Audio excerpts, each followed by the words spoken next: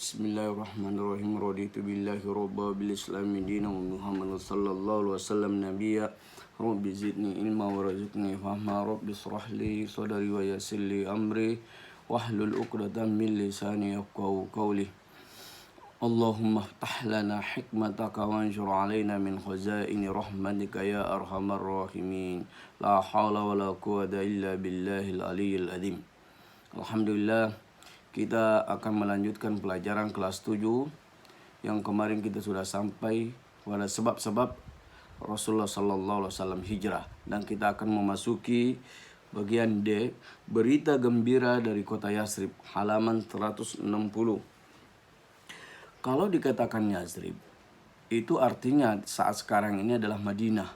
Kalau dulu dikenal Madinah itu dikenal dengan Yathrib. Kalau sekarang sudah berpindah nama dengan Madinah. Kalau dulu namanya Yathrib.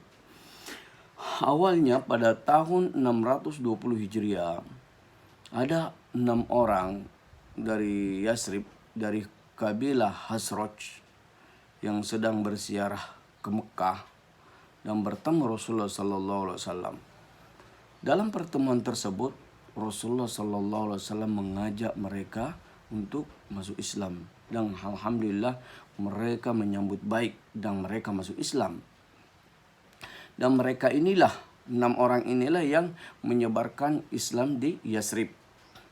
Dan pada tahun 621 Masehi, ada seorang muslim dan 6 temannya dari kabilah Khazraj dan Aus yang mendatangi Rasulullah sallallahu alaihi wasallam untuk masuk Islam dan sekaligus ingin mengadakan perjanjian. Dan perjanjian inilah yang dikenal perjanjian Aqabah. Ini penting sekali. Isi perjanjian Aqabah ini adalah kami tidak akan mempersekutukan Allah Subhanahu wa taala dengan sesuatu yang lain. Kami tidak akan mencuri, berzina, dan membunuh anak-anak. Kami tidak akan saling memfitnah, dan kami tidak akan mendurhakai Nabi Muhammad sallallahu alaihi wasallam. Dan pada tahun 622 Masehi, orang Yathrib datang lagi ingin mengajakkan perjanjian Aqabah yang kedua, yang isinya sama dengan perjanjian Aqabah yang pertama. Dan perjanjian Aqabah yang kedua ini diikuti oleh 75 orang. Kalau perjanjian Aqabah yang pertama itu 6 orang. Kalau yang kedua ini adalah 75 orang. Dan ketika itu Rasulullah sallallahu alaihi wasallam didampingi oleh pamannya yang bernama Hamzah. Ya. Karena Islam berkembang pesat di Madinah, maka Rasulullah sallallahu alaihi wasallam berkeinginan hijrah ke Madinah. Lalu Rasulullah sallallahu alaihi wasallam memerintahkan kaum muslimin untuk diam-diam berhijrah ke sana. Dan walaupun Rasulullah sallallahu alaihi wasallam nanti terakhir berhijrah ke Madinah bersama Abu Bakar.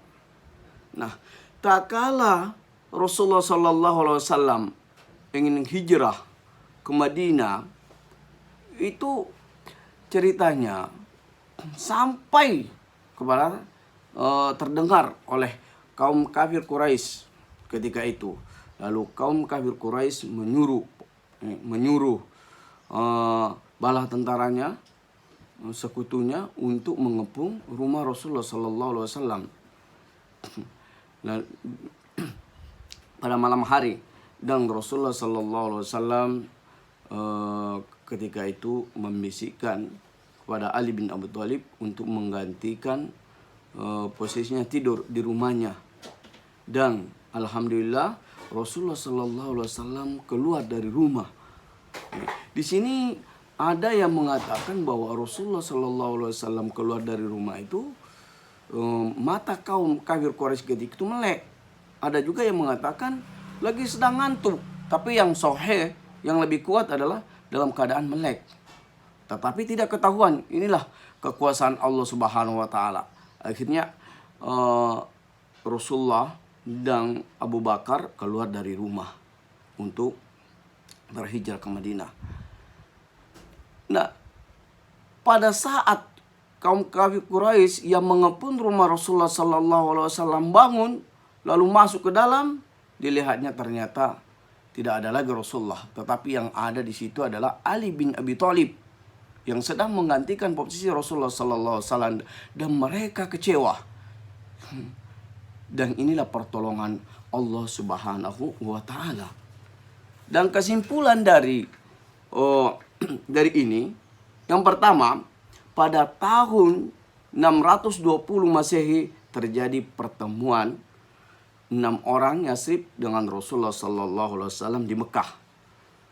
Yang kedua, pada tahun 621 terjadi perjanjian Aqabah yang pertama, yang isinya satu, kami tidak akan mempersekutukan Allah dengan sesuatu yang lain. Yang kedua, kami tidak akan mencuri, berzina, dan membunuh. Yang ketiga, kami tidak akan saling memfitnah. Yang keempat, kami tidak akan mendurhakai Muhammad sallallahu alaihi wasallam. Kemudian pada tahun 622 Masehi terjadilah perjanjian Aqabah yang kedua yang diikuti oleh 75 orang Yasrib.